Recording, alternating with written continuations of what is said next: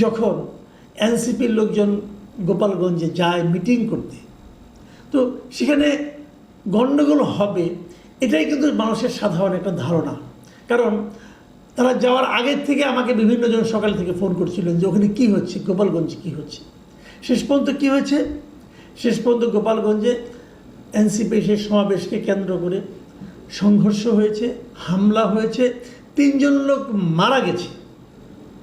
এই 3 জনের যতটুকু পরিচয় পাওয়া গেছে, একজনের নাম হলো দীপ্ত সাহা, তার বয়স 25, আরেকজনের নাম হলো রমজান কাজী, তার বয়স 18, আরেকজনের নাম হলো সোহেল মোল্লা, তার বয়স 41। এবং এদের আত্মীয়স্বজন যা কিছু বলেছে, তারা কেউ হয়তো রাস্তা দিয়ে যাচ্ছিল, পুলিশের গুলি, এর সময় গুলিবিদ্ধ হয়ে মারা গেছে। এছাড়া আরও প্রায় 9-10 জন গুলিবিদ্ধ অবস্থায় এখনও হাসপাতালে চিকিৎসাধীন আছে। তবে এরা কেউ এনসিপির কেউ বলে জানা যায়নি, মানে পুলিশের গুলিতে তারা আহত হয়েছে।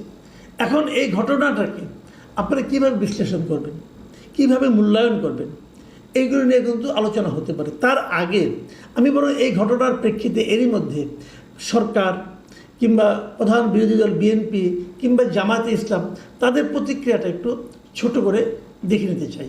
আর তারও আগে বলতে চাই যে এই ঘটনা যখন ঘটে, মানে তারা প্রথমে গোপালগঞ্জের পৌর পার্কে এনসিপির একটা সমাবেশ হয়। সেই সমাবেশের লোক সংখ্যা খুব বেশি ছিল বলে আমার কাছে মনে হয়নি। আমি যতগুলি ভিডিও দেখেছি খুব বেশি লোক ছিল না। তারপরে মিটিংটা শেষ হওয়ার পরে বিপুল সংখ্যক লোক, কয়েকশো লোক লাঠিসোঁটা নিয়ে এনসিপি নেতাকর্মীদেরকে ঘিরে ধরে।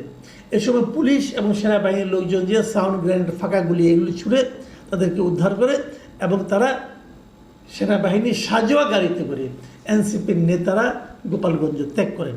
এরও ঘটনা।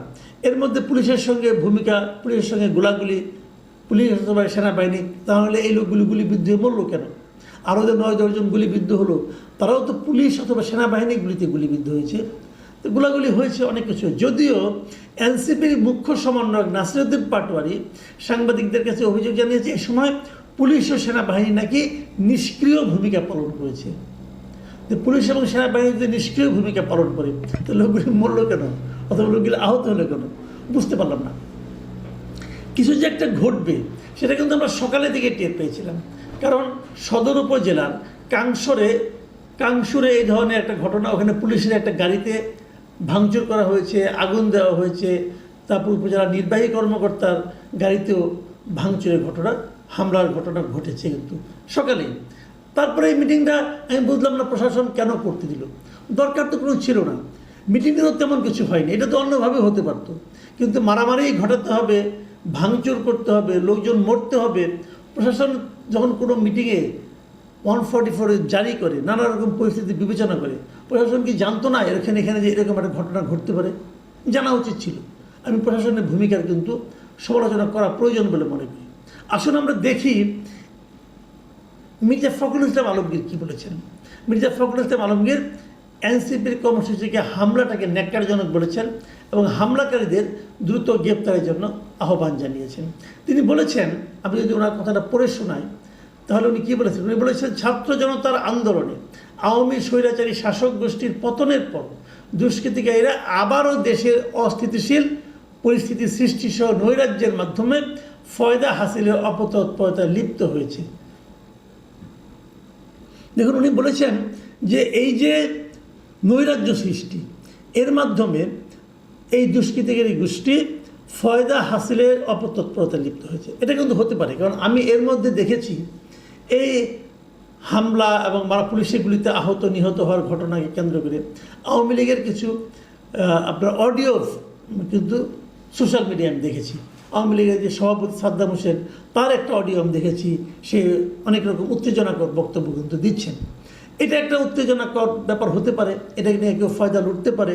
এবং আমি বিশ্বের সঙ্গে এটাও লক্ষ্য করি, আওয়ামী লীগের কোনো নেতা কিন্তু দেশে নাই, তারা বিদেশে বসে বসে বাণী ছাড়ে এবং ওইখান থেকে সে অনেককে উস্কায়।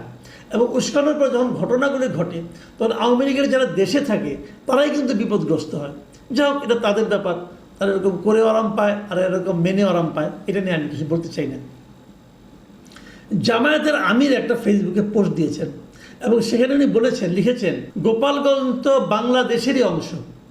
যতদূর জানতে পেরেছি এনসিপির নেতৃবৃন্দ স্বাভাবিক নিয়মে সর্বপর্যায়ের প্রশাসনের সঙ্গে পূর্ব থেকে আলাপ আলোচনা করে তাদের কর্মসূচি বাস্তবায়নে সহায়তা চেয়েছেন। এটি তাদের রাজনৈতিক অধিকার। কিন্তু এখন যে অবস্থায় এসে দাঁড়িয়েছে, কার্যত মাঠে আইন শৃঙ্খলা রক্ষাকারী বাহিনীর কোনো উপস্থিতি লক্ষ্য করা যাচ্ছে না। অতি দ্রুত সরকারকে অবশ্যই প্রয়োজনীয় পদক্ষেপ গ্রহণ করতে হবে, অন্যথায় ইতিহাসের পূর্ণ দায় সরকারের উপরেই বর্তাবে।